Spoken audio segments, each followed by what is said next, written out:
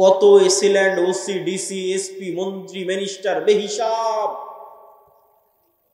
যারা 5 ওয়াক্ত সালাত আদায় করে, শত শতবার ওমরা আদায় করে, এরকম বিভিন্ন ইসলামী সম্মেলনের প্রধান অতিথি, বিশেষ অতিথি, মসজিদ মাদ্রাসার কমিটির মেম্বার। এমন কোনো দিনই কাজ নাই যে দিনই কাজের সাথে সে জড়িত নয়। কিন্তু যখন ওই সাব রেজিস্ট্রার তার অফিসে গিয়ে বসে, ওই ওমরাকারী সাব রেজিস্ট্রার, নামাজি সাব রেজিস্ট্রার যখন অফিসে বসে, তখন সে ঘুষ নেয় এবং সেই ঘুষের টাকা দিয়ে সে ওমরা করে। এটাই হচ্ছে লাম্মা ইয়াদখুলুল ঈমানু ফি কুলুবিহিম। এটা হচ্ছে মুনাফিক, বাহ্যিকভাবে ইসলাম পালন করছে কিন্তু হৃদয়ে ঈমান ঢোকেনি। লা ঈমান লিমান লা আমানাতা লাহু। ঈমান এবং খেয়ানত একসাথে এক অন্তরে, ঈমান এবং মিথ্যা একসাথে এক অন্তরে একত্রিত হতে পারে না। সম্মানিত উপস্থিতি, আর এটিই হচ্ছে আজকের মুসলমানদের সবচেয়ে বড় সমস্যা, যা আমি আমার বহু বক্তব্যে, গত 1-2 বছরের প্রায় সব বক্তব্যে বলা আছে, যে আজকের মুসলমানদের সবচেয়ে বড় সমস্যা যদি কয়েকটা থাকে, তাহলে আমি আব্দুল্লাহ আমার দৃষ্টিতে 2টা সমস্যা। 1, ঈমান বিল গায়বে বিশ্বাস নাই। 2, যেহেতু ঈমান বিল গায়বে বিশ্বাস নাই, সেহেতু দুর্নীতি, মিথ্যা, ধোঁকা মুসলমানদের রক্তে রক্তে মিশে আছে। দিনকে সেই ধোঁকার জন্যই তারা ব্যবহার করে।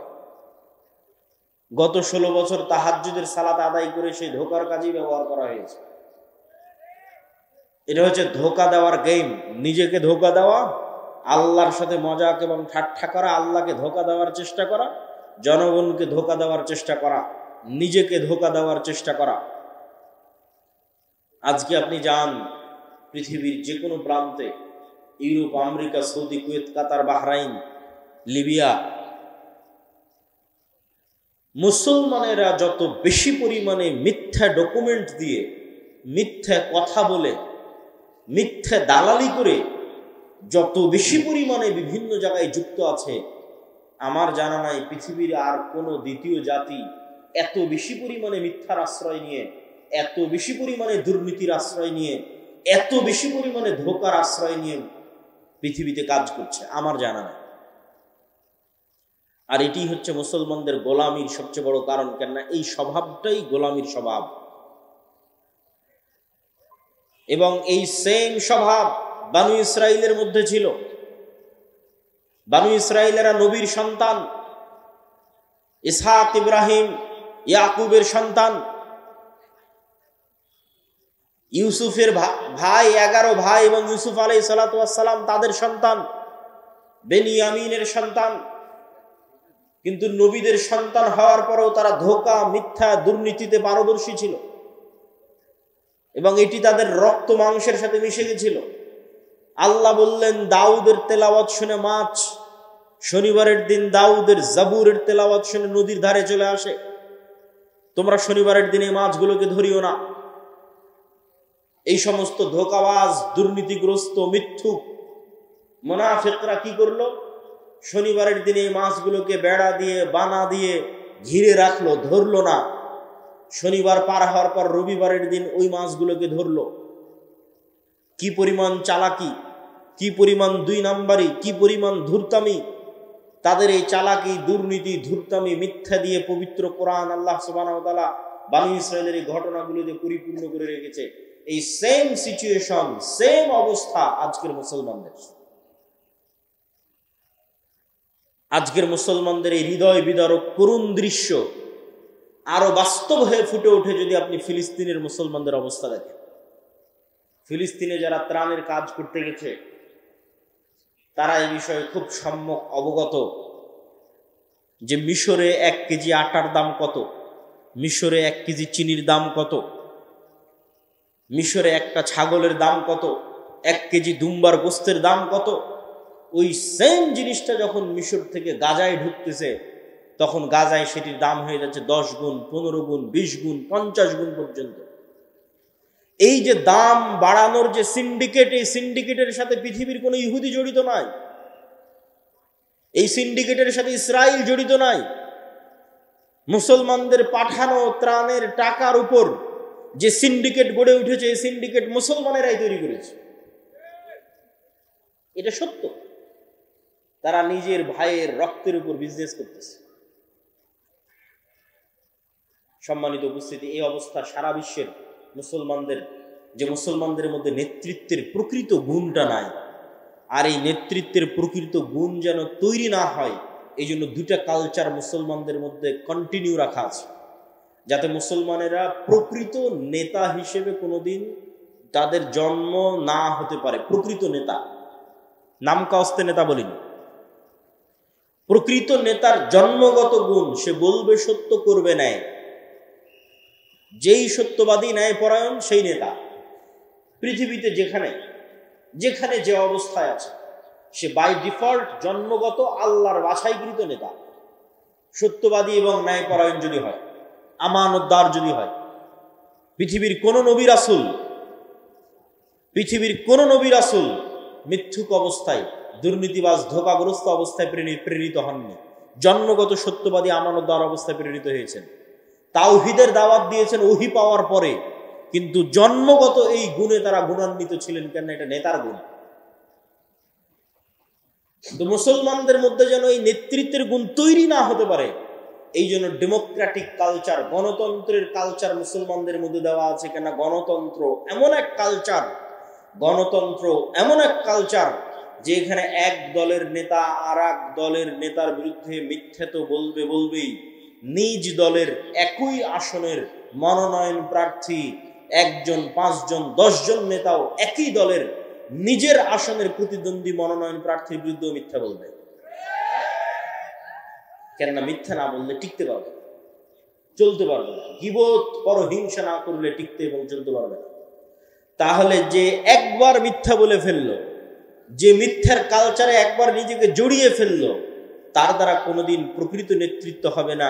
এই নেতা যদি প্রধানমন্ত্রী হয়ে যায়, এই নেতা যদি রাষ্ট্রপতিও হয়ে যায়, এই নেতা যদি এমপিও হয়, এই নেতা যদি মন্ত্রীও হয়, তাহলে যে নিজের দলের মনোনয়ন প্রার্থীর বিষয়ে অন্য দলের নেতার বিষয়ে মিথ্যা বলেছে, দুর্নীতি করেছে, ধোঁকা দিয়েছে, তাকে ভারত আর আমেরিকা টাকা দিয়ে কিনতে পারবে না? বলেন, পারবে? ও তো দুর্নীতিগ্রস্ত, তো মিথ্যার উপর প্রতিষ্ঠিত হয়েছে, তার তো মেরুদণ্ড সোজা নয়। ফলতে ডেমোক্রেটিক কালচারের মধ্যে যে নেতাই আসবে, সেই নেতাই পশ্চিমাদের পা চাটবে, না হয় পাশের দাদাবাবুদের পা চাটবে, টাকার কাছে বিক্রি হয়ে যাবে। আরেকটা কালচার মুসলমানদের মধ্যে রাখা আছে, সেটা হচ্ছে সুদের কালচার। এই সুদের কালচার মিথ্যা তৈরি করে। রাসূলুল্লাহ সাল্লাল্লাহু আলাইহি ওয়াসাল্লাম বলছেন, আল্লাহুম্মা ইন্নী আউযু বিকা মিনাল মা'সামি ওয়াল মাগরাম। আল্লাহ পাপ থেকে বাঁচতে চাই, গুনাহ থেকে বাঁচতে চাই এবং ঋণ থেকে বাঁচতে চাই। আল্লাহর নবীকে সাহাবীরা জিজ্ঞেস করছেন, আল্লাহর নবী, আপনি কেন এত ঋণ থেকে বাঁচতে চান? আল্লাহুম্মা ইন্নী আউযু বিকা মিনাল হাম্মি ওয়াল হুজনি। এই দোয়ার মধ্যে রাসূলুল্লাহ সাল্লাল্লাহু আলাইহি ওয়াসাল্লাম বলেছেন, ওয়া যালঈদ দাইনি ওয়া গালাবাতির রিজাল। হে আল্লাহ, ঋণের বোঝা থেকে বাঁচতে চাই। আল্লাহর নবীকে সাহাবীরা জিজ্ঞেস করলেন, আপনার প্রত্যেক দোয়ায় ঋণ থেকে বাঁচতে চাওয়ার দোয়া কেন থাকে? রাসূলুল্লাহ সাল্লাল্লাহু আলাইহি ওয়াসাল্লাম উত্তরে বললেন, মানুষ যখন লোন নেওয়া শুরু করে, তখন সে মিথ্যা বলাও শুরু করে। আজকে উপস্থিত অসংখ্য মা বোন আছে, যে সমস্ত মা বোন কিস্তির সাথে জড়িত আছে, তারা হলফ করে বলেন, বুকে হাত দিয়ে বলেন, কতজন শতভাগ সত্যবাদী। কি আপনারা বুঝতে পারছেন না কথা? কিস্তি থেকে যে একবার টাকা নিয়েছে, তার পক্ষে কি সত্যের উপর অটল থাকা সম্ভব নয়। তাকে মিথ্যার আশ্রয় নিতেই হবে। আর এইভাবে যখন একটা প্রজন্ম মিথ্যুক তৈরি হয়ে যায়, একদল মা মিথ্যুক তৈরি হয়ে যায়, মিথ্যার আশ্রয় নেয়, তখন এই সমস্ত মায়ের পেট থেকে, এই সমস্ত সমাজ থেকে ওমর ইবনুল খাত্তাব, তারেক বিন জিয়াদ, সালাহুদ্দিন আইয়ুবীর জন্ম অসম্ভব, ইম্পসিবল। শুধু গোলামি জন্ম নিবে, গোলামি তৈরি হবে। যারা মিথ্যার আশ্রয় নিয়ে নিজে বিক্রি হয়ে যাবে, দেশকে বিক্রি করে দিবে। সম্মানিত উপস্থিতি, মুসলমানদের মধ্যে দুইটা কালচার টিকিয়ে রাখা আছে, একটা ডেমোক্রেটিক কালচার, গণতন্ত্রের কালচার, আর একটা সুদের কালচার। সব মুসলমানকে যদি সুদের সাথে জড়িয়ে ফেলা যায় তাহলে সব মুসলমানকে মিথ্যুক বানানো যাবে। এমনিতেই 190 বছর ব্রিটিশদের গোলামি করার কারণে এমনিতেই মুসলমানেরা দুর্নীতিগ্রস্ত। এমনিতেই ইউরোপীয় উপনিবেশ যেখানে যেখানে প্রতিষ্ঠিত হয়েছে সেখানে সেখানে মুসলমানদের মিথ্যা, দুর্নীতি, ধোঁকার কালচার বৃদ্ধি পেয়েছে। যেখানে ওদের শাসন যত মজবুত, যত নিকৃষ্ট, যত জঘন্য ছিল, ওখানে মিথ্যা ধোঁকার কালচার তত বেশি। এই জন্য ভারত, পাকিস্তান, বাংলাদেশের মুসলমানেরা যত মিথ্যা বলে তার চেয়ে তুলনামূলক রোহিঙ্গা মুসলমানেরা, তার চেয়ে তুলনামূলক আফ্রিকার মুসলমানেরা বেশি মিথ্যা বলবে, বেশি দুর্নীতি করবে, বেশি ধোঁকা দিবে। কেননা তাদের গোলামি আরো শক্ত, আরো মজবুত, আরো কঠিন। ফলত গোলাম অবস্থায় জীবনযাপন করতে করতে মিথ্যা বলা শিখতে হয়েছে। একটা টাকার জন্য, একটা রুটির জন্য দুর্নীতি করা শিখতে হয়েছে। সেই কালচার, সেই স্বভাব রক্ত থেকে যায়নি। ফলত নেতার জন্ম হওয়া সম্ভব নয়, নেতৃত্বের জন্ম হওয়া সম্ভব নয়, জাতির মুক্তি সম্ভব নয়। জাতির মুক্তি তখনই সম্ভব যখন প্রকৃত নেতার জন্ম নিবে, যেই নেতার মেরুদণ্ড হবে সোজা। আর তখনই মেরুদণ্ড সোজা হবে যখন জীবনে কোনোদিন মিথ্যায়, অন্যায় এবং দুর্নীতির আশ্রয় নেয়নি। তখন আর হৃদয়ে প্রকৃত ঈমান ঢুকেছে। এই নাম কস্তে ঈমান নয়, লোক দেখানো সালাত নয়, লোক দেখানো উমরা নয়, লোক দেখানো মুখের দাড়ি নয়। প্রকৃত ঈমানের ভিত্তি হচ্ছে যখন সে সত্যবাদী, আল্লাহর সাথে সত্যবাদী, জনগণের সাথে সত্যবাদী, আল্লাহর সাথে ন্যায়পরায়ণ, জনগণের সাথে ন্যায়পরায়ণ, আল্লাহর সাথে আমানতদার, জনগণের সাথে আমানতদার। সম্মানিত উপস্থিতি, আমাদের আজকের বক্তব্যের বিষয় ঈমান বিল গায়েব। কেন আজকের মুসলমানেরা, আজকের গাজার মুসলমানেরা ইসরায়েলের তুলনায় যত দুর্বল, আজকের সমগ্র বিশ্বের মুসলমানেরা আমেরিকা এবং ইসরায়েলের তুলনায় যত দুর্বল, মুসা আলাইহিস সালাতু ওয়াস সালাম তার চেয়ে 100 গুণ দুর্বল ছিলেন, তার চেয়ে 1000 গুণ দুর্বল ছিলেন ফেরাউনের কাছে, ফেরাউনের তুলনায়।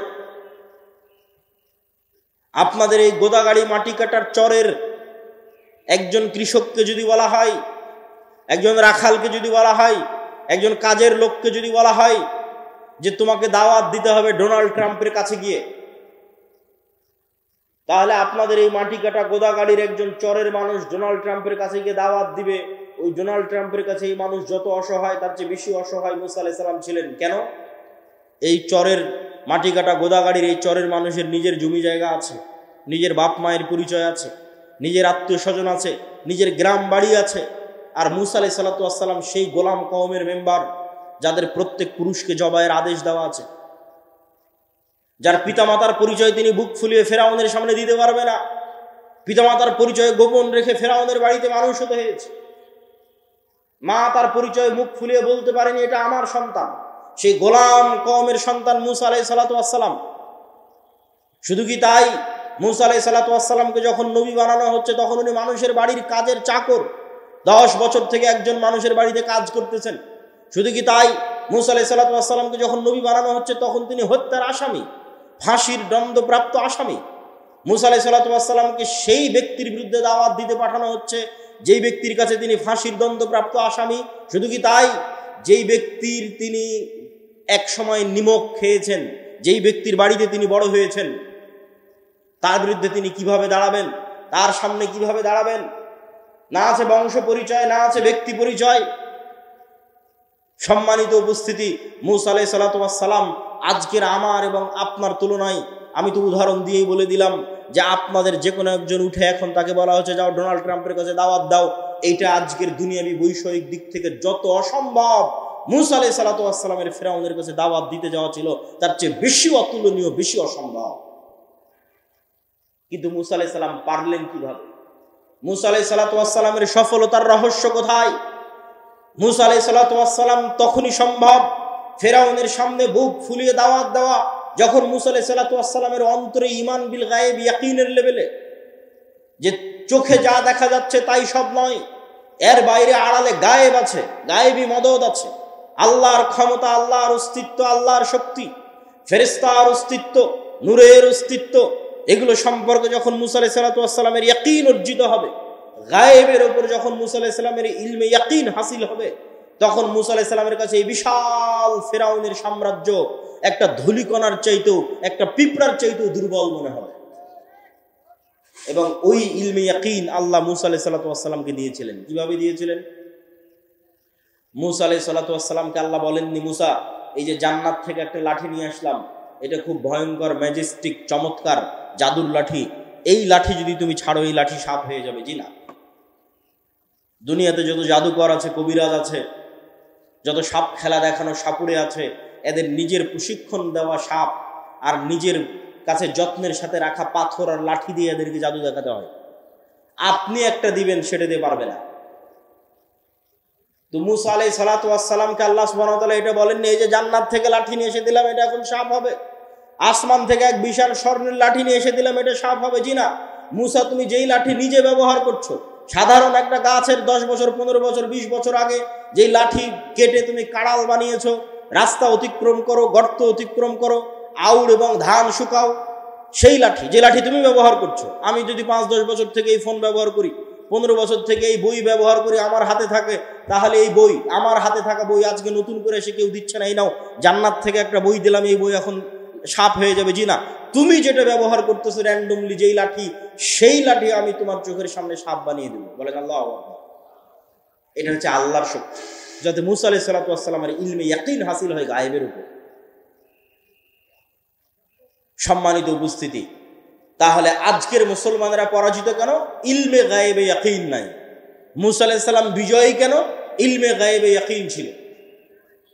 মুহাম্মদ সাল্লাল্লাহু আলাইহি ওয়াসাল্লাম থেকে শুরু করে আবু বকর, ওমর, ওসমান, আলী থেকে শুরু করে আমর ইবনুল আস, খালিদ বিন ওয়ালিদ থেকে শুরু করে উমাইয়া খেলাফত, আব্বাসী খেলাফত থেকে শুরু করে সালাহুদ্দিন আইয়ুবী হয়ে মোহাম্মদ আল ফাতেহের তুরস্ক বিজয় পর্যন্ত এমন কোন যুদ্ধে মুসলমানেরা বিজয় অর্জন করেনি যেই যুদ্ধে মুসলমানেরা শক্তিশালী ছিল। এমন একটা যুদ্ধ ইতিহাসের পাতা থেকে দেখানো যাবে না যেই যুদ্ধে মুসলমানেরা শক্তিশালী অবস্থায় বিজয়ী হয়েছে। সুলতান সালাহুদ্দিন আইয়ুবী যখন জেরুজালেমের মসজিদে আকসা বিজয় করে, তখন সুলতান সালাহুদ্দিন আইয়ুবীর চাইতে ইউরোপীয় ক্রুসেডাররা শতগুণে বেশি শক্তিশালী ছিল। সুলতান মোহাম্মদ আল ফাতেহ যখন তুরস্কের ইস্তাম্বুল বিজয় করে, তখন তুরস্কের রাজা বাদশারা, ইউরোপের রাজা বাদশারা সুলতান মোহাম্মদ আল ফাতেহের চাইতে বেশি শক্তিশালী ছিল। জহিরুদ্দিন বেরবাস যখন মিশরের মাটিতে হালাকু খা চেঙ্গিস খাকে পরাজিত করে, তখন এই পুরো বিশ্বে হালাকু খা চেঙ্গিস খানের চাইতে শক্তিশালী আর কেউ ছিল না। আব্বাসীয় খেলাফতের রাজধানী বাগদাদকে মাটির নিচে পিষে দিয়ে হালাকু খা চেঙ্গিস খা মিশর দখল করতে গেছে। পুরো পৃথিবীতে তাদের মোকাবেলা করবে এরকম কোনো শক্তি ছিল না।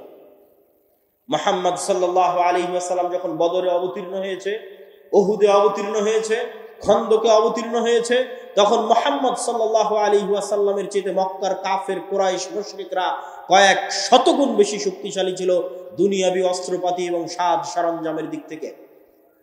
দাউদ আলাইহিস সালাতু ওয়াস সালামকে যেই দিন আল্লাহ জেরুজালেম বিজয়ের তৌফিক দিয়েছেন, সেই দিন দাউদ আলাইহিস সালাতু ওয়াস সালামের সাথে মাত্র 313 জন ছিল। সম্মানিত উপস্থিতি, তাহলে বিজয় শক্তি দিয়ে নয়, বিজয় ক্ষমতা দিয়ে নয়, বিজয় অর্জিত হয় গায়েবী মদদে। ওই গায়েবের উপরই যদি বিশ্বাস না থাকে, তাহলে আপনাকে মন্দির পাহারা দিয়ে ক্ষমতা দখল করতে হবে। আর যদি গায়েবের উপর বিশ্বাস থাকে, তাহলে শুধু বাংলাদেশের ক্ষমতা নয়, পুরো পৃথিবীর ক্ষমতা অর্জন করা যাবে। কেননা কোরআনে পুরো পৃথিবীর ক্ষমতা অর্জনের রাস্তা বলে দেওয়া আছে। কিন্তু ওই মানের ঈমানওয়ালা একটা প্রজন্ম তৈরি হচ্ছে না, ওই মানের সততা, ন্যায়পরায়ণতার গুণে গুণান্বিত হবে এরকম একটা প্রজন্ম তৈরি হচ্ছে, যে প্রজন্মের জন্য এই বিজয় অপেক্ষা করছে। সেই প্রজন্ম তো আসতে হবে যাদেরকে আল্লাহ সুবহানাহু ওয়া তাআলা বিজয়ের জন্য মনোনীত করেছে। সেই প্রজন্ম তো তৈরি হতে হবে যাদের হাতে আল্লাহ সুবহানাহু ওয়া তাআলা বিজয় লিখে রেখেছে।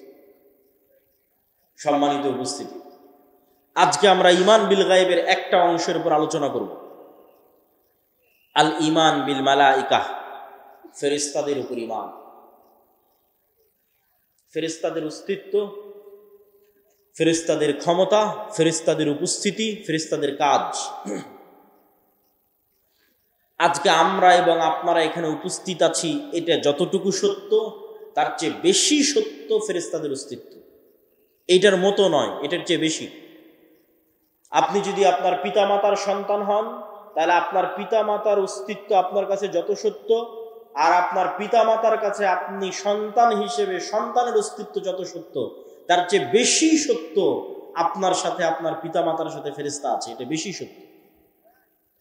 কেন বেশি সত্য? এটাকে আমি এমনি বানিয়ে বলছি যে না, আমাদের আদি পিতা আদম আলাইহিস সালাতু ওয়াস সালামকে যখন সৃষ্টি করা হয়, তখন সৃষ্টির পর তিনি প্রথম অন্য কোনো মানুষের সাথে পরিচিত হননি। যে আদম, এই যে তোমাকে সৃষ্টি করলাম, এই যে তোমার বাপ মা, এই যে তোমার ভাই বোন, আর এই যে তোমার স্ত্রী, আর এই যে তোমার পুত্র, যেটা এখন আমরা হচ্ছে, যে আমরা জন্মের পরে প্রথম কার সাথে পরিচিত হচ্ছে, এটা আমার মা, এটা আমার বাপ, এটা আমার সন্তান, এটা আমার ভাই, এটা আমার বোন। জন্মের পরে এগুলোর সাথে আমরা প্রথম পরিচিত হই। কিন্তু আমরা যখন প্রথম সৃষ্টি হয়েছি, তথা আমাদের আদি পিতা আদম আলাইহিস সালাম যখন প্রথম সৃষ্টি হয়েছে, তখন আদম আলাইহিস সালাম জন্মের পরে অন্য কোনো মানুষের সাথেই পরিচিত হয়নি, সর্বপ্রথম পরিচিত হয়েছে ফেরেশতাদের সাথে। বলেন আল্লাহু আকবার। তাহলে আপনার বাপ মায়ের অস্তিত্বের আগে ফেরেশতার অস্তিত্ব না আগে বাপ মায়ের অস্তিত্ব? ফেরেশতার অস্তিত্ব। আপনি যখন প্রথম সৃষ্টি হয়েছেন তখন প্রথম পরিচিত হয়েছেন ফেরেশতার সাথে। ওয়াইদ কুলনা লিল মালাইকাতি ইসজুদু লিআদম ফাসাজাদু ইল্লা ইবলিস আবা ওয়াস্তাকবারা ওয়াইদ ক্বালা রাব্বুকা লিল মালাইকাতি ইন্নী জাইলুন ফিল আরদি খলিফা ক্বালু আতাজআলু ফীহা মান ইফসিদু ফীহা ওয়া ইয়াসফিকুদ দিমা। আল্লাহ ফেরেশতাদের ডাক দিয়ে বললেন, কোরআনে আল্লাহ বলছেন, সৃষ্টির ঘটনা শুরুই ফেরেশতা দিয়ে। আল্লাহ ফেরেশতাদের ডাক দিয়ে বললেন, ইন্নী জাইলুন ফিল আরদি খলিফা, আমি পৃথিবীতে মানুষ সৃষ্টি করতে চাই। ফেরেশতারা উত্তরে বলল, আতাজআলু ফীহা মান ইফসিদু ফীহা ওয়া ইয়াসফিকুদ দিমা, আপনি কি পৃথিবীতে এমন জাতি তৈরি করবেন যারা ফিতনা তৈরি করবে, রক্ত প্রবাহিত করবে, ফাসাদ তৈরি করবে? আমরা তো আপনার তাসবিহ তাহলিল করার জন্য আছি। আল্লাহ বললেন, আমি যা জানি তোমরা তা জানো না। তারপরে যখন আদম সৃষ্টি করা হয়ে গেল, আল্লাহ সুবহানাহু ওয়া তাআলা আদমকে যখন সকল জ্ঞান দিয়ে দিলেন, তারপরে ফেরেশতাদের সামনে যখন প্রমাণ করে দিলেন আদম জ্ঞানে শ্রেষ্ঠ তোমাদের চাইতে, তখন এবার আল্লাহ ফেরেশতাদের বলছেন যে ফেরেশতারা তোমরা সবাই আদমকে সিজদা করো। সম্মানিত উপস্থিতি, তাহলে এই যে আদম আলাইহিস সালাতু ওয়াস সালাম সৃষ্টি হওয়ার পর প্রথম ভিন্ন জগতের দুইটা প্রাণীর সাথে পরিচিত হয়েছে। এই ভিন্ন জগতের দুই প্রাণী সম্পর্কে জানাই এই পৃথিবীর গেম এবং খেলা জানার আসল রিয়ালিটি। এই দুই ভিন্ন জগতের প্রাণীর, একটা শয়তান, একটা ফেরেশতা। আপনাকে আল্লাহ সুবহানাহু ওয়া তাআলা যেই খেলা খেলতে পাঠিয়েছে, ওই খেলার যদি নিয়ম কানুন না জানেন তাহলে খেলে লাভ নাই, খেলতে পারবেন না। যখন ক্রিকেটের মাঠে খেলতে যাবেন তখন কিভাবে বল করলে ওয়াইড হয়, নো হয়, ছক্কা হয়, ফোর হয়, আর ফুটবল খেলতে গেলে ফাউল হয়, প্লান্টিক হয়, আউট হয়, এই যদি নিয়ম না জানা থাকে তো প্লেয়ার খেলতে পারবে না। তো আমরা যে এই পৃথিবীতে আছি, এই পৃথিবীতে আমাদের পাঠানোর যে ঘটনা আল্লাহ কোরআনে তুলে ধরেছে, আল্লাহ সুবহানাহু ওয়া তাআলা পৃথিবীতে পাঠানোর যে ঘটনা তুলে ধরেছে, সেটার মধ্যে পৃথিবীর গেম, সিক্রেট যে গেম, যে খেলা, ওটা লুকিয়ে আছে। সেটা যুক্তই আছে অদৃশ্য দুই প্রাণীর সাথে, একটা শয়তান, একটা ফেরেশতা। মানুষের সাথে যুক্তই নাই। আল্লাহ বর্ণনাই শুরু করেছেন এইভাবে। ইবলিস শত্রু হয়ে গেল। আল্লাহ সুবহানাহু ওয়া তাআলা কুলনাহবিতু বা'দুকুম লিবা'যিন আদু, আল্লাহ সুবহানাহু ওয়া তাআলা বলেন, আজকে তোমরা নেমে যাও, আসমান থেকে নেমে যাও, জান্নাত থেকে নেমে যাও। আজ থেকে তোমরা একজন আর একজনের শত্রু।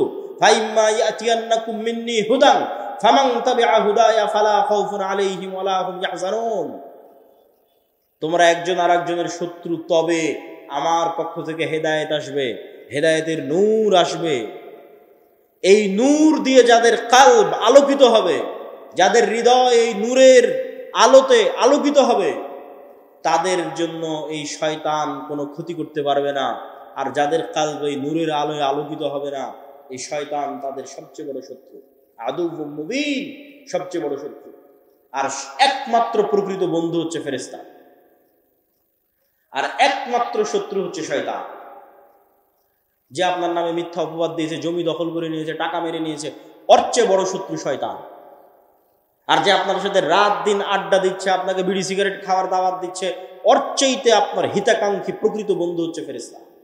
এই দুইটা সম্পর্কে জানাই হচ্ছে এই পৃথিবীর গেমের আসল রহস্য। খেলতে পারবেন ভালো যদি জানা থাকে। এই জন্য গায়েব সম্পর্কে জ্ঞান অর্জন করতে হবে। গায়েবের জ্ঞান ওহির মাধ্যমে সম্ভব। সম্মানিত উপস্থিতি, আমাদের আলোচ্য বিষয় ঈমান বিল মালায়েকা, ফেরেশতা। ফেরেশতারা নূরের তৈরি। নূর অল কাইন্ড অফ লাইট, এক প্রকারের আলো যা পৃথিবীতে বিরাজমান অস্তিত্বশীল।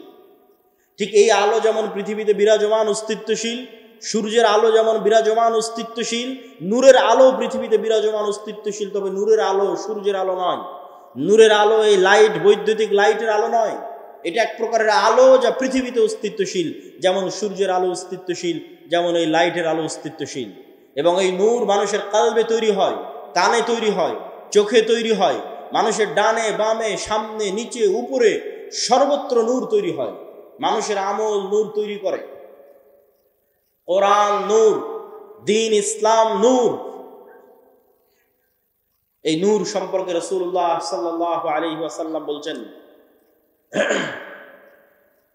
আল্লাহুম্মা আউযু বিনূরি ওয়াজহিকাল্লাযী আশরাকাত লাহুদ দুলুমাত ওয়া সালুহা আলাইহি আমরুদ দুনিয়া ওয়াল আখিরাহ।